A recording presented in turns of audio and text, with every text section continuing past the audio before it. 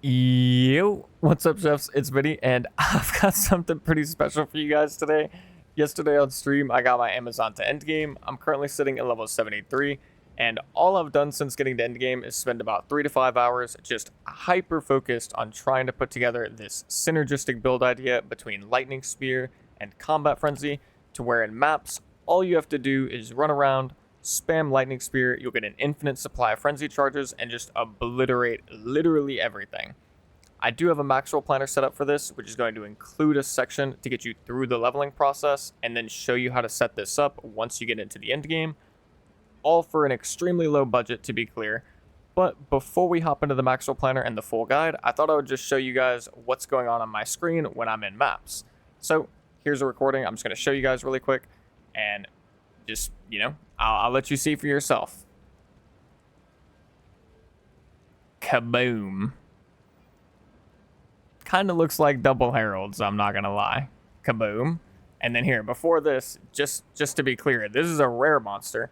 For those of you that don't know yet, the nerfs to monster HP that GGG did in the campaign does not affect the end game. So end game is still like pretty damn tough, I'm not gonna lie. It's maybe overtuned, it's hard to say for sure. But even with that being said, this is a rare pack. This is like a tier 5 map, and I'm wearing rags. I have dog shit gear. I'm like level 73, so this is, the correct level zone for me or whatever. And this is a rare pack. Yeah. So, I finally got it working pretty well. And let's go ahead and hop into the Maxroll guide. Let me break it down, explain to you what's happening, and I'll get you guys set up so you can start blasting. Alrighty, here we are with the Maxroll planner, but before I go over the leveling section, the items, or any of the extra stuff, the first thing I'm going to try to do to the best of my ability is just explain to you what just happened on your screen, what caused the massive explosion, 100 projectiles, massive damage, all that good stuff. So in order to do that, I'm going to do it in-game because I think it'll be a little bit easier, but I'm also just going to show you the explosion one more time so it's fresh in your memory, and I'll try and get a good freeze frame just to illustrate kind of what's happening. Okay, yeah, this is a decent one. So obviously, here's the massive explosion. The pack just got vaporized.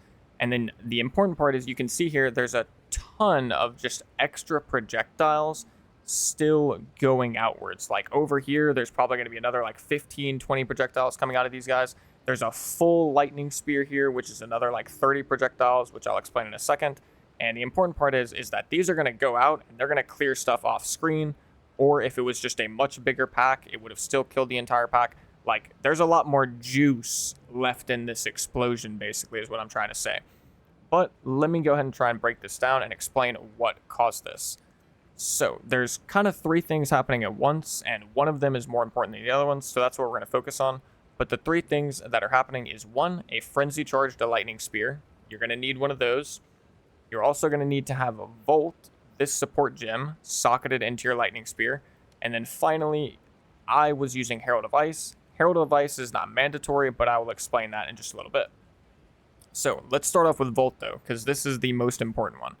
The TLDR of Volt is when moving, you gain charges up to a maximum of 30. For every 10 charges you consume when you use the skill, it consumes the charges. For every 10 charges you consume, your skills are going to chain 1 extra time. And they're also going to gain 5% of damage as extra lightning damage as well. Now, just to show you how quickly this builds up, I'm basically at 0 charges. If I just Thunderous Leap, I'm at 30. If I disengage and move around a little bit, I'm at 30. Thunderous Leap again, I'm at 30. And it builds up very, very quickly. And you only need 1 Lightning Spear for packs. So just at first, I didn't think this was going to be that good, but just trust me, it's very, very good. You just have to try it and feel it for yourself. But so that's Volt. Now, the reason why Volt is so good is because of the way Lightning Spear works. Assuming you're throwing a non-frenzy charge Lightning Spear, which doesn't happen that often because we have an infinite supply of frenzy charges, which I'll talk about in a second, but let's just assume because it'll make the math easier. When you throw 1 Lightning Spear, it connects with a target, it then splits out into 7 little zappy boys, is what we're going to call them, and each of these zappy boys are a projectile. These projectiles are the thing that chain. So, throw the Lightning Spear, 7 zappy boys. Each of those then chain 3 more times for an extra 21 zappy boys. Total of 28. Zappy Boys. Each of these Zappy Boys do a lot of damage. Now, this is where it starts to get really crazy, though, is when you add in the Frenzy Charge part. And, like, the combination, the most important combination is Volt plus a Frenzy Charge Lightning Spear. Because when you throw a Frenzy Charge Lightning Spear, not only is all of it going to do 50% more damage, you can see here based on the skill, but that original Lightning Spear is actually going to split into 3 Lightning Spears, which are then going to create 7 Zappy Boys. So that's going to be 28 Zappy Boys per Lightning Spear for a total of 84 Zappy Boys, which is a lot of Zappy Boys. And you'll even get more than this later on. Once you add quality to your Lightning Spear, you're going to get an extra 2 bolts per, or not bolts, Zappy Boys. You're going to get an extra 2 Zappy Boys per spear. So that would be 9 plus 27. Yeah, 9 plus 27, 36. 36 times 3. 108. So it'd be 108 total Zappy Boys once you get quality, assuming my math is correct. I could be wrong. Someone can correct me in the comments if I was wrong. And that's where the bulk of the damage comes from. Keep in mind, these Zappy Boys, since they're chaining, they can go back and forth. If you've got 2 big monsters right here, it's just going to go bing, bing, bing, bing, bing, bing, and it's going to kill both of them. I've seen this happen plenty of times before, so it feels amazing. Moving on from that, let's talk about where we get the frenzy charges from, and that is Combat Frenzy. Combat Frenzy says, gain a frenzy charge when you freeze, electrocute, or pin an enemy no more than once every 4.5 seconds. We have Profusion, which gives us an additional 50% chance to get an extra charge, and then when you get quality on Combat Frenzy, you get an extra 20% chance, for a total of 70% chance to just get 2 frenzy charges every 4.5 seconds, because you're going to be freezing all the time.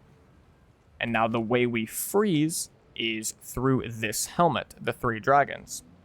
You've maybe seen this helmet before. It was used in some builds last league, but the important part here is lightning damage from hits contributes to freeze buildup instead of shock chance. So now when we throw our lightning spear, instead of shocking, it's going to freeze. The freeze is going to give us a frenzy charge. That's going to empower our next 1 or 2 lightning spears. Big, massive kaboom. And just to be clear, that first lightning spear that you throw that's not frenzy charge infused is still very strong, like, to be perfectly honest. So just to keep in mind there, just thought I'd let you know that. And of course, since we are freezing, that means we are able to benefit from Herald of Ice. Now you might be asking yourself, if you're playing Huntress right now, you might be sitting there asking yourself, well, why are you freezing? Why not just do Electrocute? Why not just put Electrocute into Lightning Spear, and then you'd be good to go, right? You don't need the unique helmet. Yes and no. And I do, in the Maxroll planner, I have a whole section of the Maxroll planner set up for the Electrocute version of the build, because I tested that out as well before setting up the freeze version. And I'm yet to be 100% sure on which one I like more. I'm just currently playing the freeze version, and it feels really good. And I'm sure I'll come to like a conclusion on that over the next couple of days. But to give you, like, to let you see why I did this, or to give you an idea of why I decided to go away from Electrocute, here's the reason. So if you put Electrocute into Lightning Spear, you're going to have a couple of things happen that just don't feel that great to me. One, your Lightning Spear no longer has any chance to shock. So now it can only Electrocute. It's not shocking, it's not freezing, any of that stuff. It's only going to Electrocute. So you lose out on the ability to shock, which is downside number 1. Downside number 2 is because you're not shocking or freezing, you can't use a Herald. So you have no Herald of Ice, no Herald of Thunder. Technically, if you had enough like flat cold damage on your gear or flat fire damage, maybe you could still make it work with Herald of Ice or Herald of Ash or something, but you cannot shock, so you cannot use Herald of Thunder. And it didn't feel simple to get Herald of Ice working for me without like this helmet. It was hard to get enough flat cold damage, at least this early into the league. So since you're not able to use a Herald, you're then forced to basically do this thing with your spirit skills where it's kind of like, well, what am I going to use? You've got 30 from Wind Dancer, 30 from Combat Frenzy. You could put Precision in Combat Frenzy, and then, you know, it's an extra 10, but then you're down to 30, and it's like, well, what do you use the 30 for? And there's honestly, the problem is there's just not a lot of good options, in my opinion, for spirit gems if you go the Electrocute route. One option you have is you could go charge infusion, but we're not really getting power charges or endurance charges, so you'd just be getting the skill speed, and that's not really that great. And long story short, what I came up with is to just use Tame Beast. So I found a beast that's giving me haste aura, and he has a guaranteed chance to shock. So he's got guaranteed chance to shock and haste. And when I was playing the Electrocute setup, this is what I was using: Wind Dancer, Combat Frenzy, Tame Beast, and then obviously I had Electrocute in here with Longshot, and you get the idea. And I do have a passive tree setup for this in Maxroll as well, but for the Electrocute setup to work, I had to get these 4 nodes and these 4 nodes for increased Electrocution buildup or Electrocute buildup or whatever, in order for it to actually work and like give me the frenzy charges. But if you go the helmet, freeze just seems to build up a lot easier than Electrocute, so you don't really need any, like, you don't need anything. I mean, I don't have any increased chance to freeze on my tree, and I'm still freezing permanently. So ultimately, that's why I decided to go for the helmet to test this out. And after having tested out, like, just my preliminary feelings about it are that the freeze version feels better to me so far. But I wouldn't be surprised if we see an Electrocute version pop up or somebody figures out how to make that work better. I'm sure I'll even figure out how to make that work better in the future once I have access to more gear and stuff. One little extra thing I will just add is that if you are using the 3 Dragons helmet, and I might touch on this more later, your Storm Lance is also no longer going to shock, so because it's doing lightning damage, so your lightning damage is going to be freezing. So you'll be freezing bosses with Storm Lance, but you're not shocking them with it, which really sucks. But thankfully, if you throw a Frenzy Charged Storm Lance, it will put Shocked Ground down, and that Shocked Ground can be scaled with Magnitude of Shock. So like you're not actually losing your shock, basically. The only way you're losing your shock is if the boss is moving around a lot, or if you're not able to get a Frenzy Charged Storm Lance off.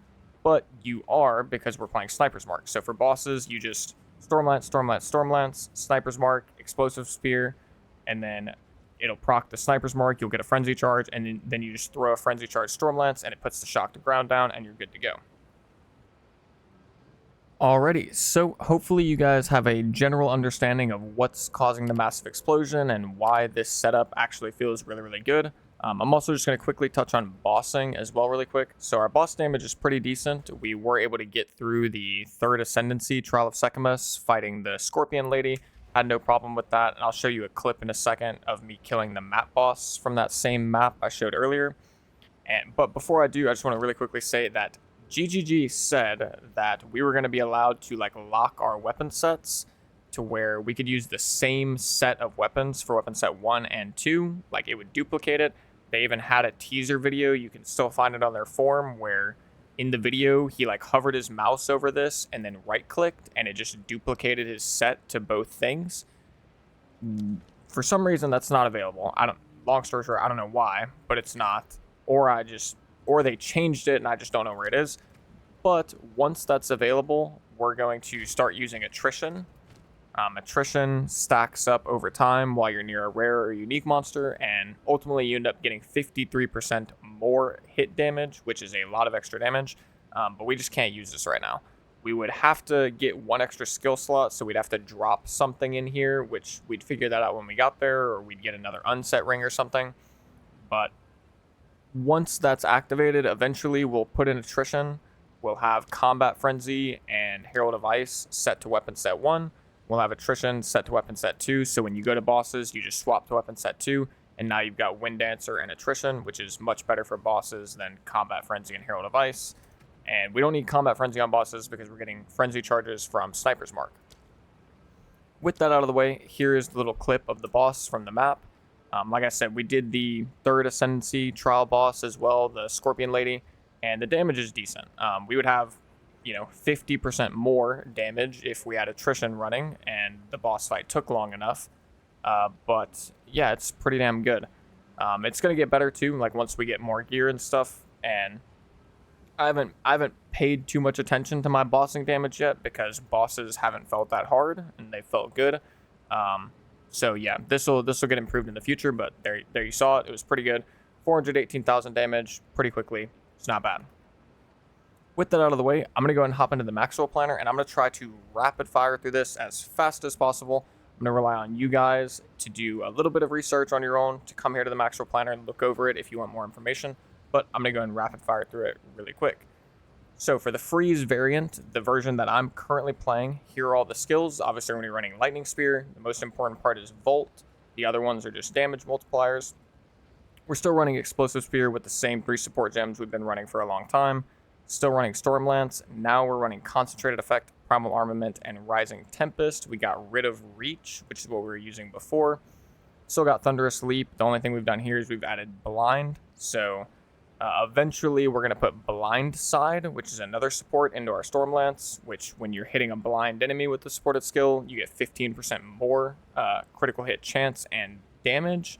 But we don't have a 4th socket on our Storm Lance yet, so we can't do it. But Blind, even by itself, gives us a damage increase because enemies that are blinded, they have 20% less evasion rating, and that's less, like more. It's not reduced, which is, the equivalent of increased. So less evasion rating is a lot less. They're going to lose a lot of evasion, and if they have less evasion, that means our accuracy is giving us a higher chance to hit, which is then in return giving us more crit chance from the critical strike ascendancy node. So that's why we're running Blind. Like I said, eventually we're going to put Blind Side into Storm Lance for a bunch more damage as well. Still running Barrage, Sniper's Mark, Disengage, all the same support gems down here. Herald of Ice, still the same, and then Wind Dancer, Combat Frenzy, of course. And this is the Freeze variant setup. For the skill tree, very simple, nothing crazy going on here. We're going for crit. We are going for more crit. We've got the spear nodes because they're super good. We've got 2 accuracy clusters, one right here, which are just scaling our critical strike ascendancy node. We went with Cooked for a bunch of extra critical damage bonus. We have about 30% lightning penetration exactly, 12% here, plus 21% here. So we've got 33% lightning penetration. So this is going to be just enough lightning penetration for the Trial of Secamus bosses, the final boss of Act 3 Cruel. Like most like early tier bosses have 30 resistance. You don't really see bosses with 50 resistance until like the pinnacle bosses like Zesht and Zarok and stuff. So right now we're sitting at 30 resistance. When we fight pinnacles, we're going to get more lightning pen, but we don't need to worry about that right now. And yeah, nothing crazy going on. It's pretty solid, pretty standard. And right now we're just looking to finish out this little cluster, but we got to get a couple more levels for that, obviously. The Electrocute variant, basically the same thing. The difference is we need these Electrocute nodes right here and right here, which are eating up 8 total points. And then on top of that, we're also still keeping Harness the Elements for this setup, because with the Electrocute setup on bosses, we are igniting, shocking, and chilling. So it's 45% increased damage. But for the freeze setup on bosses, all we're doing is freezing, on the freeze setup, all we're doing for bosses consistently is chilling and igniting, or chilling and shocking, my bad. So we're chilling and shocking, so it's only 30% increased damage, which is not quite as good, and just freeing up the points for other stuff felt pretty good to me. For the leveling variant, it's similar to the Electrocute setup. You just don't have the Electrocute nodes, and it's like less points. You would have this many points right around the end of the campaign. So as you're going through the campaign, you can just follow this passive tree, and you'll be good to go. And for Ascendancy nodes, I always forget these. For Ascendancy nodes in the campaign, what I would recommend is Critical Strike first, and then Predatory Instinct, and then Penetrate once you get into the end game. If you have a spear with a lot of accuracy rating directly on it, like this, like on the spear right here, then you can take Penetrate first instead of Predatory Instinct, but you probably won't at this point, so you can just wait to get Penetrate till later. With that being said, I'll just quickly touch on this Penetrate node. Accuracy is insane. As you can see, I've got an accuracy rating rune in my spear. Before that, I had a 20% increased physical damage rune. A 20% increased physical damage rune.